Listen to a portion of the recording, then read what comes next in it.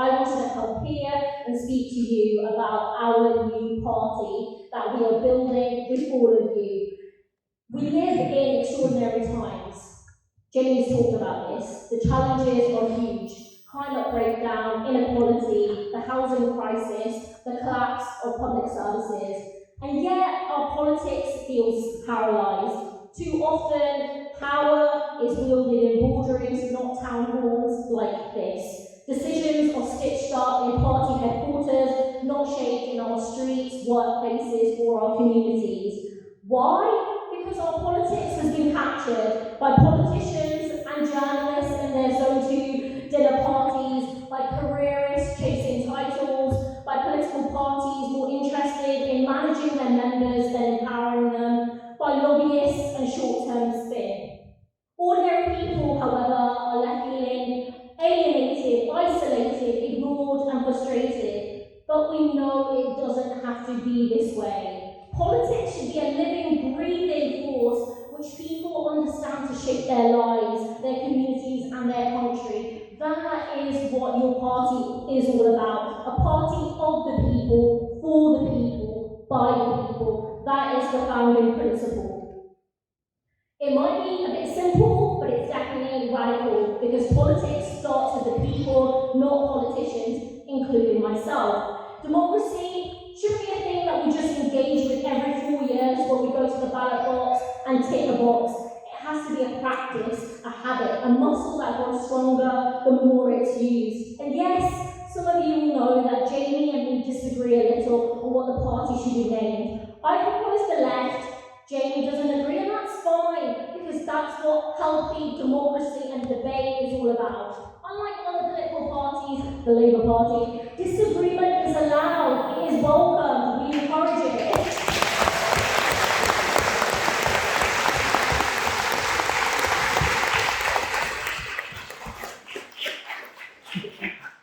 Whether it's the name or anything else, it's about members feeling like they have a voice. So let's debate, let's vote, and let's laugh about it afterwards.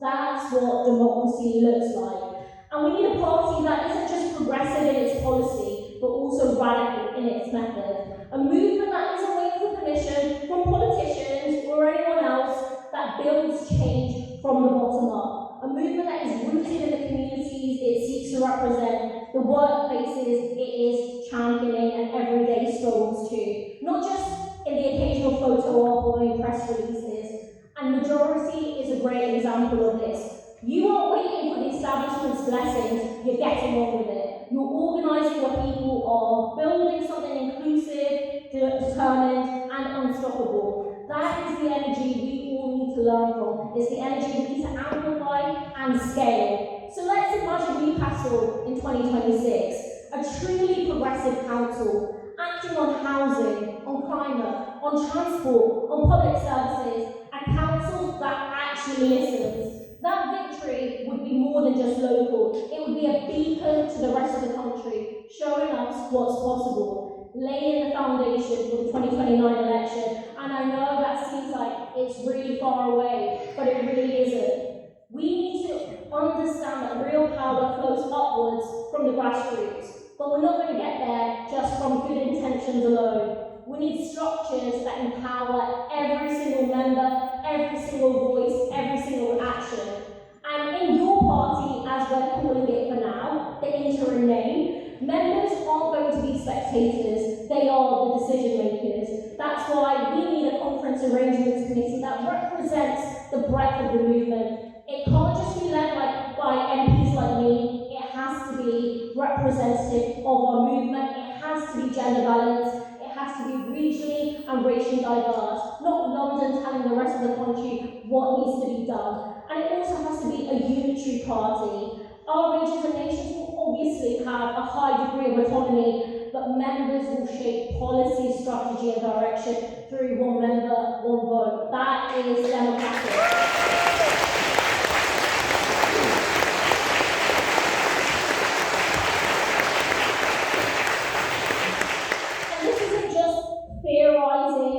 It's practical, it's achievable, it's how we build a party that is principled and dynamic, and I am not interested in building a Labour Labour Party 2.0. We are not here for that. We are building something radically different.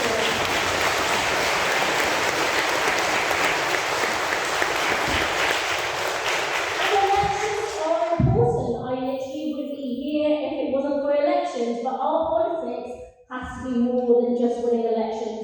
It must transform how politics feels for ordinary people. It has to replace cynicism with hope, but not just vague hope, hope that is rooted in action. Because the crises we face, which everyone in this room knows about, climate, cost of living, housing, inequality, they are too big for tinkering around the edges. They demand bold action and collective power. And that power starts here. It starts with you. It starts with our members, our communities, and our activists.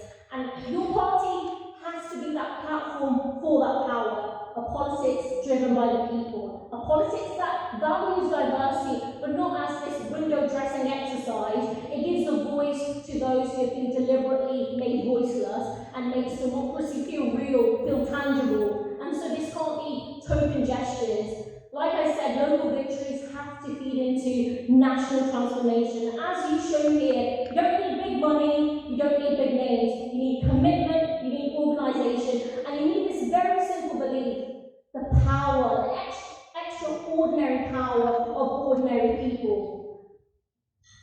But when we look at Westminster, we see everything that's wrong with our political system.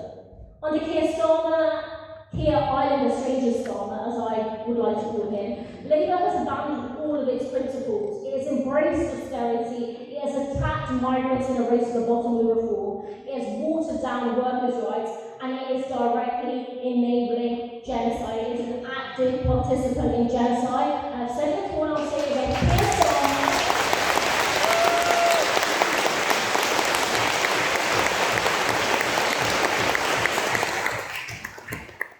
Starmer and David Lamb belong in the Hague.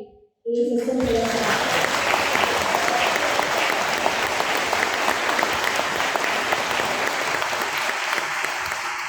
Now, this is a party that I fought hard inside. I joined it as a 17-year-old, and I fought for the party to tax the rich, to nationalise utilities, to provide universal free school meals, to end all arms sales to Israel, like many people in this room. I also opposed some of its worst betrayals on our class and our communities, like keeping the two-child benefit cap, cutting disability payments, and selling arms to Israel. I voted against the winter fuel payments cut, and I do it again. I voted against cuts to disability benefits, I do it again, and I voted to scrap the two-child benefit cap.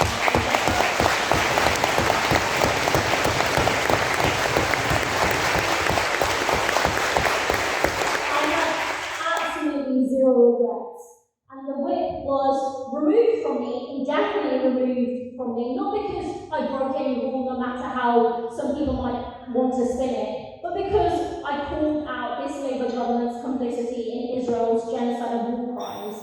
And it's important to be clear that this isn't just a political disagreement, it isn't just factions or whatever, it's about genocide, and I am not going to be complicit in genocide to save my political career. I'm a proud anti-Zionist.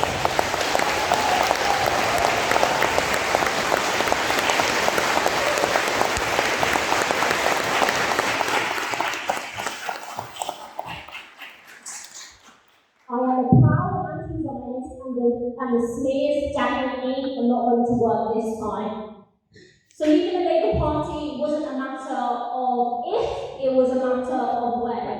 And it was important for me to leave on my own terms. And the moment that I chose made the stakes crystal clear. The Labour Party is not weak, made cuts to disability benefits, and criminalised Palestine action and non-violent direct action route for the first time in British history. A party that chooses arms dealers over disabled people, that chooses and protects war criminals and labels people of conscience as terrorists. That party is done, that party is dead.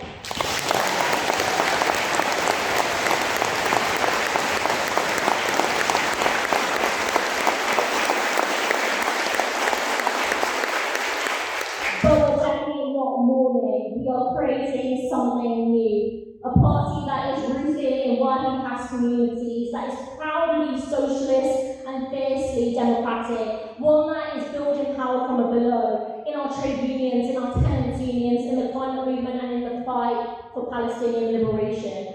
And having a seat at Westminster means nothing if it means being on the menu. We reject the politics that means being bought by the Murdoch press, by fossil fuel giants and career politicians. We are powered by ordinary people. We are powered by renters, teachers, nurses, and delivery drivers.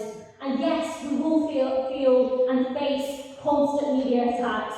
They will call us unrealistic, they will call us radical, they will call us divisive. But we know what's really unrealistic. We see it every day, asking people to survive on starvation wages, in mouldy flats, while billionaires hoard unimaginable wealth and politicians gaslight us, telling us things won't change. We're not going to give them an inch. We'll stay rooted in our principles, in our people, and in our movements, because that's how the left wins. The left, we will win by organising with renters facing eviction. We will oppose fascists when they incite hatred in our streets. We will stand on picket lines with striking workers, and we will demand an end to this genocide and hold complicit politicians to account. And let me be clear about something else too. Trans rights are human rights.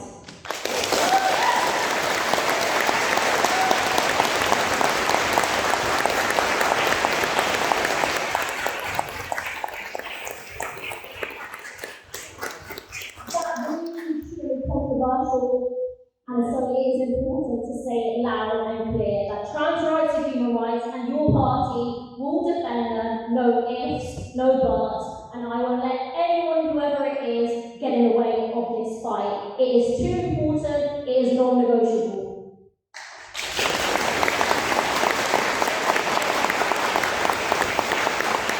What is also non-negotiable is confronting the far right and defending migrants. We have seen them gathering outside hotels, including here in Newcastle, where migrants are being housed, where they are spreading hate and division. Last summer, we saw fascists literally try to set hotels on fire. And so we need to be loud and unapologetic in our defence of migrants' rights. We also have to be honest. It's not migrants that are hiking up your rent, it is your landlord. It is not migrants exploiting you at work, it is bad bosses, and it's not migrants underfunding our public services. It is now a Labour government that is choosing cuts over investment, that is choosing billionaires over the working class. That's who we need to be directing.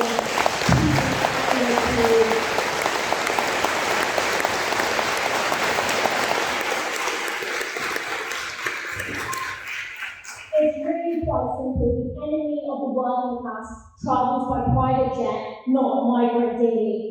So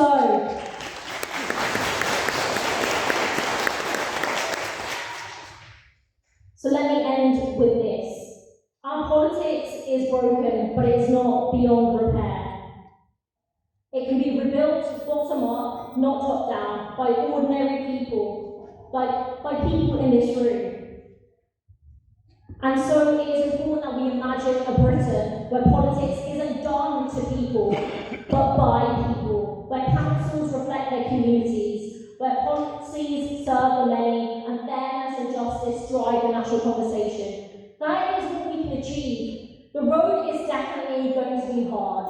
Politics always is, but the alternative is to sit back and watch our democracy rot, and we continue to arm genocide. That is unacceptable. So we have to build, we have to organise, we have to empower each other.